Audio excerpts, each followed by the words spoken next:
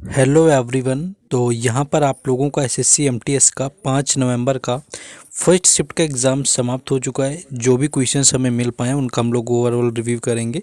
बस आपको वीडियो को लाइक कर देना है, शेयर कर देना है एंड चैनल को ज़रूर सब्सक्राइब करके रखना है, जिससे कि आपको आगे आने वाली सभी शिफ्टों का एनालिसिस टाइम से मिल सके। तो चलिए बिना टाइम वेस्ट किए शुरुआत करेंगे हम लोग।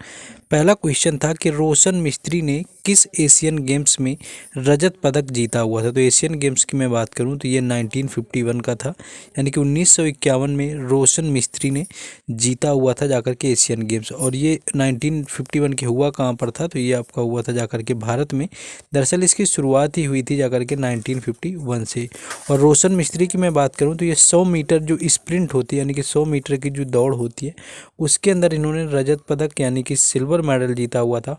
और ऐसा करने वाली पहली भारतीय महिला बन गई थी, यानी कि पहली भारतीय महिला जिन्होंने 100 मीटर स्प्रिंट के अंदर जो है एशियन गेम्स में जीता हुआ था जाकर के आपका क्या सिल्वर मेडल। तो ये महिला थी, याद रखना है आपको। नेक्स्ट क्वेश्चन में आएंगे हम लोग। हाँ, नेक्स्ट क्वेश्चन आपका ये है, एक पूछा गया था कि पीएम मित्रा योजना किस राज्य से संबंधित नहीं है। इस तरह से आपका क्वेश्चन आया हुआ था कि किस राज्य से आपके संबंधित नहीं है। तो प्रधानमंत्री की मैं बात करूं तो इसका जो फुल फॉर्म अगर आपसे पूछेगा तो प्रधानमंत्री integrated textile reason and apparel जो है ये आपका योजना का नाम हो जाएगा। और आपकी ये गुजरात में है, कर्नाटक में है, मध्य प्रदेश में है, महाराष्ट्र में है, तेलंगाना में है, तमिलनाडु में है और उत्तर प्रदेश में है। तो इतने राज्यों में आपकी पीएम मित्रा योजना चल रही है। अगर आपका ये पूछा था कि किस में नहीं है तो इनसे आपको कोई अलग एक स्टेट दे दिया गया होगा। नेक्स्ट आगे आ जाते हैं अगले क्वेश्चन में। नेक्स्ट ये क्वेश्चन तो सिंपल ही था कि कथकली किस राज्य का से आपका संबंधित है। अगर एग्जैक्ट यही पूछा गया था तो आपका केरल तो ये सभी को पता होगा। इसके साथ साथ आपका मोहिनी अट्टम भी होता है, क्योंकि केरल ही ऐसा एक स्टेट है आपके कि जो कि आपके क्या है, केरल एक स्टेट आपका बनेगा जिसके 2 शास्त्रीय नृत्य हैं।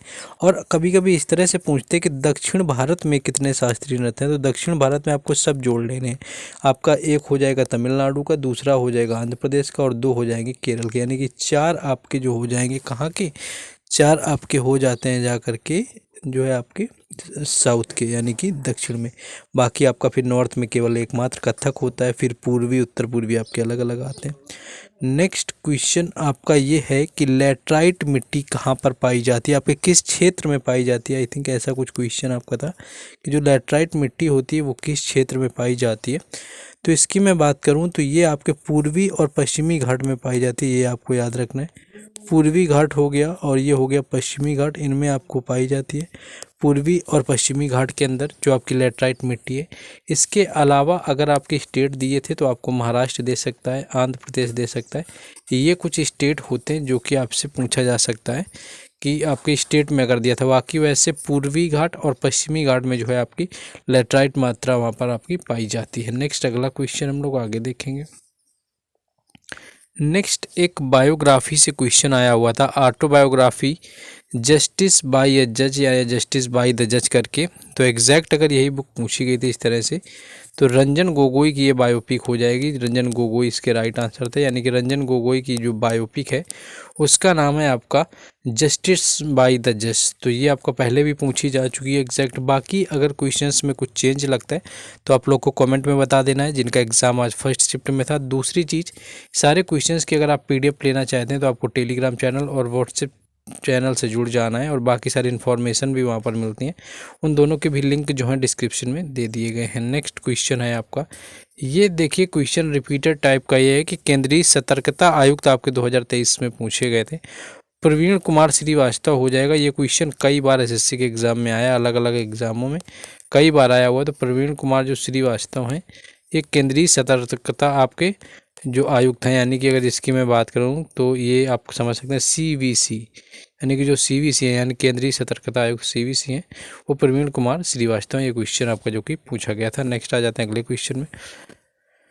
नेक्स्ट क्वेश्चन है कि कथक में संगीत नाटक अकादमी जो पुरस्कार है 2022 में किसे मिला हुआ था। तो देखिए 2022 का अगर आपसे ये पूछा गया है तो पद्मश्री के मामले में बात करें तो वो आपको कमलिनी और नलिनी स्थानों को मिला हुआ था, लेकिन ये मिला हुआ था सुनैना हजारीलाल को। तो सुनैना जो हजारीलाल थी इनको 2022 के अंदर संगीत नाटक अकादमी पुरस्कार मिला वो भी किसके लिए, कथक के लिए। तो ये सुनैना हजारीलाल थी जिनको फेलोशिप मिला हुआ था संगीत नाटक अकादमी पुरस्कार 2022 के लिए, वो भी कथक के लिए। नेक्स्ट क्वेश्चन आगे है,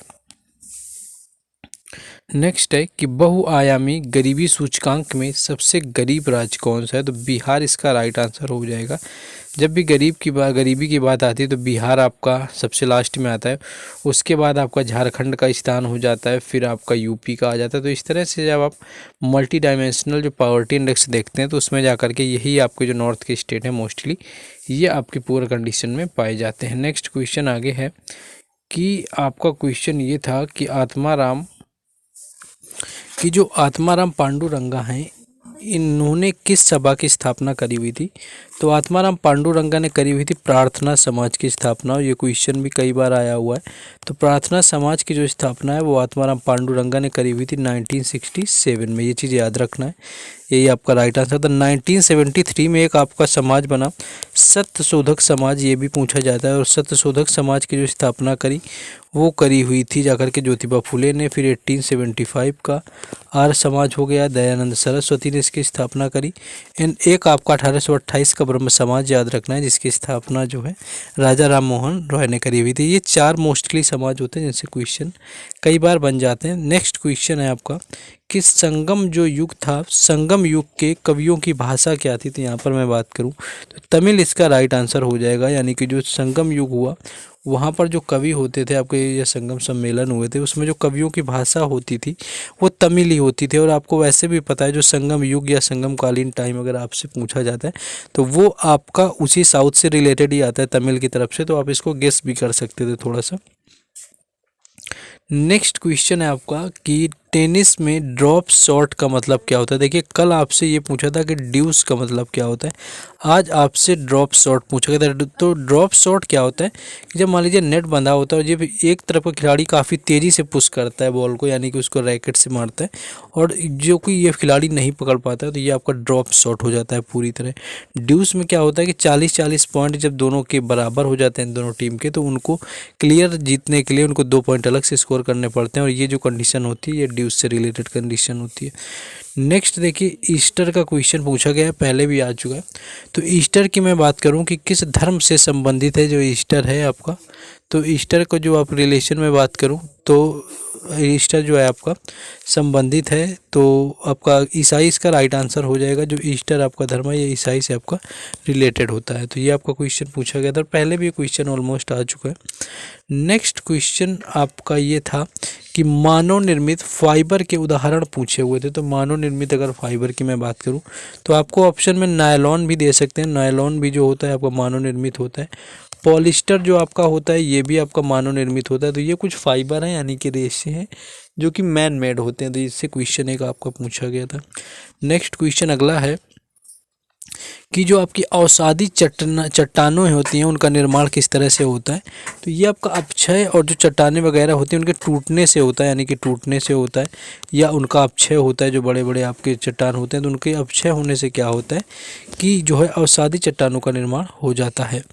नेक्स्ट क्वेश्चन एक ये पूछा गया कि किशोरी अमोनकर जो हैं ये किस घराने से संबंधित है। तो इनकी मैं बात करूं तो जयपुर इसका राइट आंसर हो जाएगा। यानी कि जो किशोरी अमोनकर हैं इनका जो रिलेशन है वो जयपुर घराने से ये रिलेट करते हैं। पंडित जसराज जो हैं वो मेवाती घराने से आपके आते हैं। कुछ और क्वेश्चन यहाँ पर जो मुझे एग्जैक्ट क्लियर समझ में नहीं आए हुए थे यहाँ पर मैं बता दूँ आपका। हाँ, एक आपका आया हुआ था कि मेटालिक जो आपके रिएक्टिव वाइज क्या करने के आए थे, आपको अरेंज करने के लिए आया हुआ था। आपको एलिमेंट दिए हुए थे उसी हिसाब से कौन रिएक्ट करता है कैसा, ये आपका आया हुआ था। और एक आपका single double and multi party system example पूछा गया था। और एक बलबन से रिलेटेड कुछ था कि किसकी मृत्यु हुई थी तब उसके बाद किसको गवर्नर वगैरह बनाया गया। तो ये आपका पूछा था कि 90 से आपका जो है ये आपका 97th कॉन्स्टिट्यूशन अमेंडमेंट से आया हुआ था, जिसमें कि आई थिंक सरकारी समितियों को क्या है संवैधानिक दर्जा प्रदान किया गया था।